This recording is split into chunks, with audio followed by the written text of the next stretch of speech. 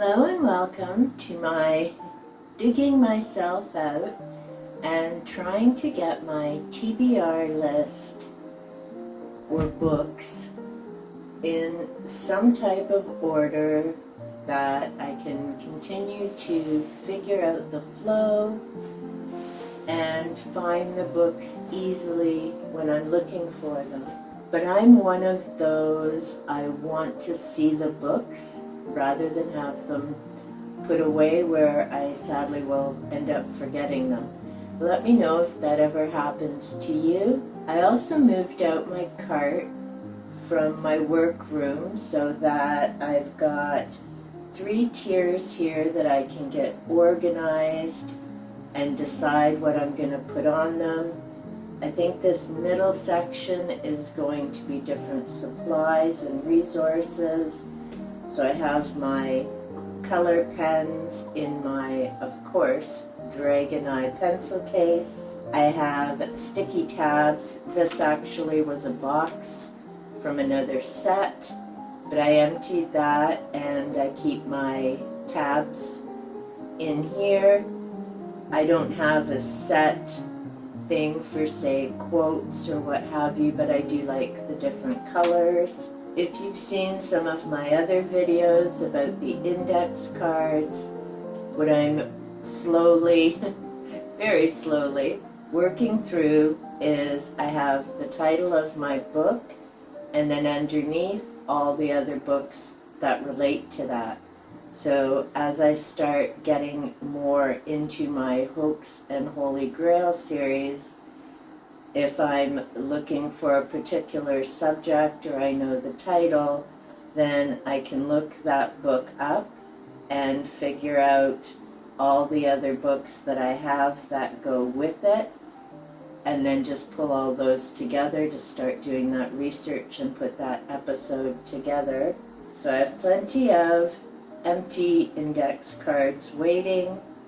I have some of the books from my master list already started, and if I have that right here with some of my books around me, I should be able to plug along through that a bit better. This file is all the names that come up in the different books, and what I need to start doing is pull those out as I'm reading and continue adding the books that those people are mentioned in. So for example, with Helena Blavatsky, I've already done a Hoax or Holy Grail episode on her, but I know her name has come up in so many other books, so I need to continue adding that to the list, take a look if there's anything to revamp in that episode. And at the end of my Hoax or Holy Grail episodes, I always list my sources.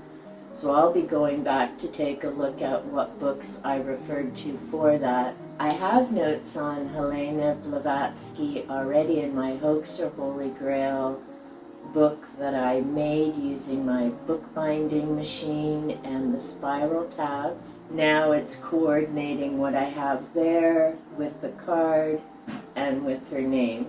Up here on the top shelf, I'm thinking when I'm currently reading books as well as things to work on daily. So I have my 365 peaceful days to color, which I need to get started, and I've moved all my coloring supplies under this table. So I have my markers and my pencil crayons and all my coloring books in here, partly because I needed a 4th cube for my TBR books.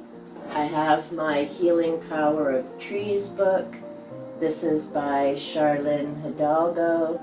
I've worked through this book for several years. There's, sorry Noah if you're watching this, lots of highlighting and notes. I've got tabs, and each month it lists a certain tree with qualities, things to focus on.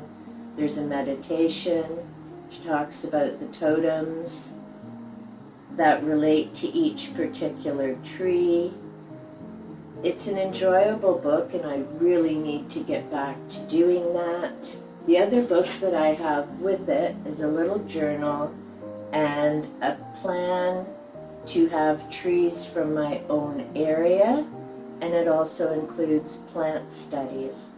So I need to get back to that because the book Healing Power of Trees is written by a British author, so of course the trees she uses are related to the Celtic system and her area. So I want to see if I can maybe tweak it to trees in my own area and develop that for myself. Another book that's going to tie in with that, which I have down at the bottom here, is Journeys with Plant Spirits. And I need to finish reading this. I started this in 2023. Let me know in the comments, do you have books that you started quite a while ago but then got off on a tangent with other books and didn't get back to it? So I need to finish this. I started November the 7th, 2023. I need to get back to finishing this. That will tie in with that plant project. So I'm going to leave this book down at the bottom. I also have I Could Do Anything If Only I Knew What It Was. This is by Barbara Shear. I've mentioned her book Refuse to Choose before. I enjoy her writing style. I enjoy her tips. Unfortunately, Barbara passed away a few years ago, and her website no longer has the message board for people to connect. But I am looking forward to this read and see what other tips she has. But I think I am going to move this over to my cubes because that's a get to reading at some point. The other book that I'm going to leave here, I've mentioned this journal before. It's The Inner Me, a journal to connect with yourself and discover what brings you true happiness. There are prompts to get you writing. There are quotes at the bottom of the page, different symbols that you can color in. There's a lot of great things to this. And yes, the funny thing is, although I will write in my other books, I will not write in journal books. And that's why I have this next to it, because this is where I will be writing my answers and doing the different activities. The reason I do that is you can go back and do some of the prompts over different time periods. So when I'm going back to look at the different prompts of what I want to write about, I don't want to be swayed about what I was thinking about the last time I did that prompt. I want it to be fresh and then go back and see what has changed. So yes, I get that it's a bit funny that I won't write in journal activity books, but I will write in all my other books. I think the other books I'm going to be putting at the top here, I just started the Ascension Mysteries. I'll talk more about this book in a little while. The Ascension Mysteries and the God Delusion will also tie in with the Book of Signs. This is by Dr. David Jeremiah, and I want to read it because this is 2019. Now I'm curious to see where we go with David Wilcox in 2016. Now, he's talking about UFOs and his connections may border on what some people call channeling. We'll see where that all plays out. It also ties in with some different conspiracy things. But I'm curious because, according to Dawkins, there's the God Delusion. I want to see where he's going to go with that. The Book of Signs, 31 Undeniable Prophecies of the Apocalypse. It's going to be fascinating going through those three books because they're so different but relate to similar topics and ideas, and I enjoy reading that type of book. If you've seen some of my other videos, I don't just stick with one viewpoint. I want to read a variety of viewpoints and make my own decision based on what I've come across and read. Now, the other books that I have, and this is some of my currently reading, Turning the Templar Key. Now, this will relate back to the Da Vinci Code, but oddly enough, it may also tie in with Wilcox, who has some thoughts about the Freemasons. So I may actually end up putting that there because it will tie back with it. Now we have Breaking the Da Vinci Code, Answers to the Questions Everyone's Asking. This is by Daryl L. Bach. I am going to put this one over here for now because that relates more to the code. Now in December, I do want to get back to the Celestine Prophecy. Here I have Celestine Vision, The Secret of Shambhala, The 10th Insight. So I may leave them in this basket. I think I'm going to move DMT, the spirit molecule, up here. This is listed as Psychology and Mysticism. It talks about experiments that were done from 1990 to 1995 by Dr. Rick Strassman. It talks about a psychedelic that he used, and there were 60 volunteers, so these people knew what they were signing up for. Now here I also have Timothy Wiley. He is going to connect back into the work by Wilcox because he also talks about making connections with other beings. He has a whole different theory from Wilcox on where things are going and why. His first book, The Return of the Rebel Angels, The Urantia Mysteries, and The Coming of the Light. Now, he refers back to the Urantia Mysteries. I've never read them. Wilcox keeps talking about the Law of One series. I haven't read that either, but he did make mention of Jane Roberts and the work she produced based on connections she had with someone called Seth. So I very much want to finish where Wilcox is going. Not that I think he's on the right track and he's way too much into conspiracy things and whistleblowers and whatnot, but I still want to read where he's going with things. Wiley belonged to a certain group. There were a lot of different issues that came up with that. Wiley is coming down to the bottom because he'll connect back up with there. Now I have The Secret Influence of the Moon.